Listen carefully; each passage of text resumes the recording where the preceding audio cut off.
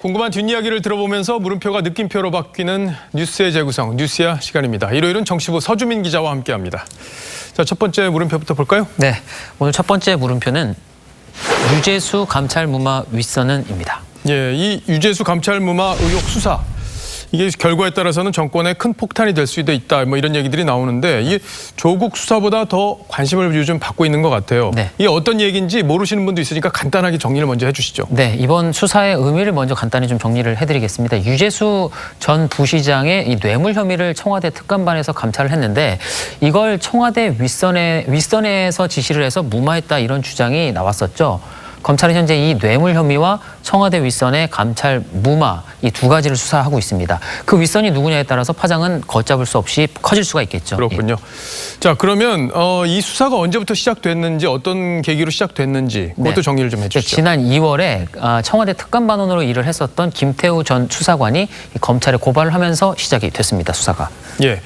그러면 이미 문 대통령 측근 그중에서도 청와대에 지금 근무하다가 밖으로 나간 인물. 네. 벌써 이미 이제 거론이 한참 되고 있고 수사도 이제 그 방향으로 향하고 있는 거죠. 그렇습니다. 지난해 12월인데요. 국회 정무위원회에서 관련 의혹이 논란이 된 적이 있었는데 당시 오갔던 말들을 한번 화면으로 보시죠. 유재수 전 국장에 대한 그런 혐의 사실에 대해서 청와대 감찰 결과를 청와대 누구로부터 연락을 받았습니까? 예, 민정수석실 비서관으로부터 연락받았습니다. 민정수석실의 비서관 누구요? 예, 민정비서관으로부터. 민정비서관, 백원우 민정비서관이요? 네. 이 백원우 비서관이라고 하면 대통령의 아주 핵심 측근 중에 한 명 아닌가요? 네. 그러니까 뭐 지금 보신 내용을 그 맥락을 먼저 좀 설명을 드리면요. 조직도를 준비해 봤습니다. 예. 조국 전 민정수석 비서관 시절에 그 백원우 민정비서관과 이 박형철 반부패 비서관이 있었습니다. 그런데 이 공무원의 비위 이런 걸 감찰하는 곳은 이 반부패 비서관실 일이죠. 예. 그리고 실제로 감찰했던 것도 특별감찰반원이었습니다. 그런데 아까 화면에도 보셨듯이 이 금융위의 그 감찰 결과를 통보한 거는 엉뚱하게도 이 백원우 전 민정비서관이었습니다. 예.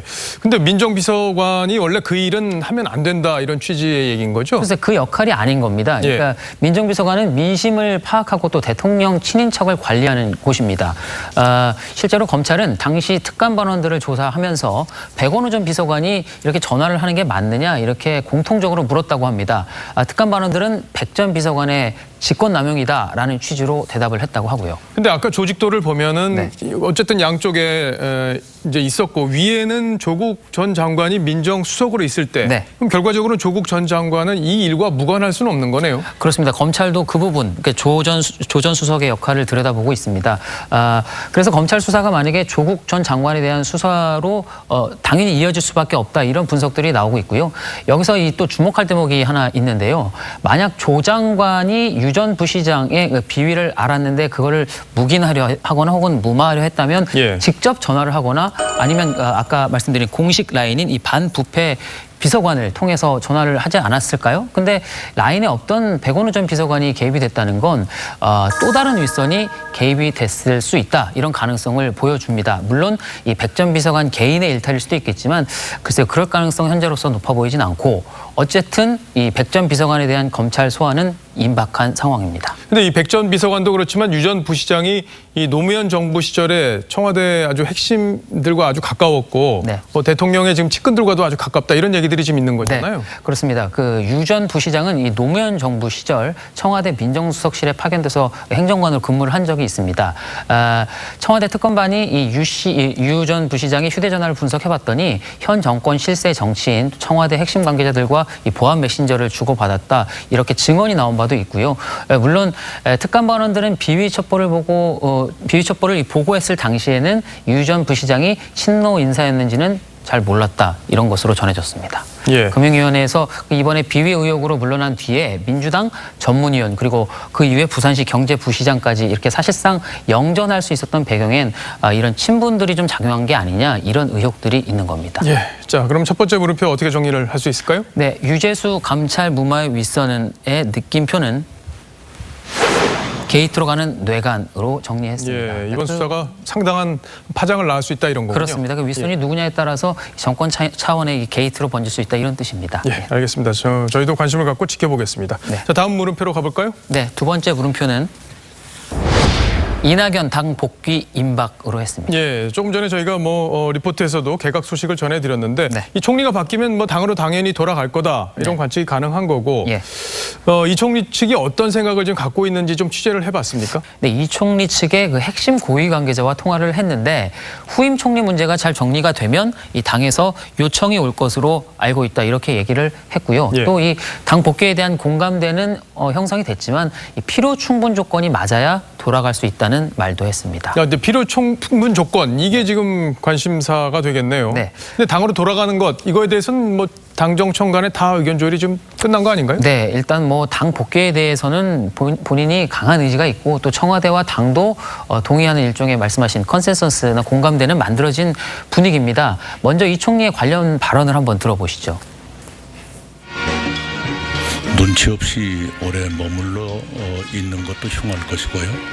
그런다고 지멋대로 해서 사단을 일으키는 것도 총리다운 처신은 아니라고 생각합니다. 네, 이 청와대와 여당은 총선의 간판 역할을 할 얼굴이 필요하고 특히 이 대한신당과 민주평화당이 가진 의석을 찾아오는데 이 총리가 역할을 할 수 있다고 보고 있습니다. 당으로 돌아가면 총선의 역할을 한다. 이건 이제 기정사실처럼 돼가고 있는 분위기고 관심. 포인트는 과연 이낙연 총리가 공천에도 영향력을 행사할 수 있겠느냐 이 부분이에요. 네, 유력한 이 차기 주자인 이 총리 주변에는 벌써부터 사람들이 제법 몰리고 있다고 합니다. 이 총리가 아직 당에 큰 지분이 없는데 이 당의 대선 후보가 되려면 총선을 통해 자기 사람들을 원내에 진입시켜야 하는 과제가 있는 겁니다. 그럼 본인은 출마하면 어느 지역으로 출마하는 건가요? 네, 물론 이제 비례가 아닌 지역구에 출마한다는 전제로 했을 때 당초 종로와 세종이 거론이 됐었는데 종로는 정세균 전 국회의장의 재출마 의지가 현재로서는 강해서 좀 쉽지 않을 듯합니다. 세종은 이해찬 대표가 불출마를 선언해서 출마가 가능합니다. 이 총리 측은 아직 구체적으로 검토하지는 않았다 이런 입장입니다. 예. 자, 그럼 두 번째 물음표도 정리를 좀 해주시죠. 네, 이낙연 당 복귀 임박의 느낌표는 지금 소리가 좀 들리시는지 모르겠는데 무슨 노래가 들리네요? 네, 이 두근두근 심장이 뛴다 이런 뜻입니다. 네, 심장이 뛴다로 정해봤습니다. 이 총리가 이 7월에 내 심장은 정치인이다. 아직은 정치인이다 이렇게 말을 한 적이 있습니다. 예, 이제 총선이 5개월 정도 남았는데 아마 심장 뛰는 분들 한두 분이 아닐 겁니다. 네. 예. 오늘도 여권의 깊숙한 취재 잘 들었습니다. 지금까지 서주민 기자였습니다. 네.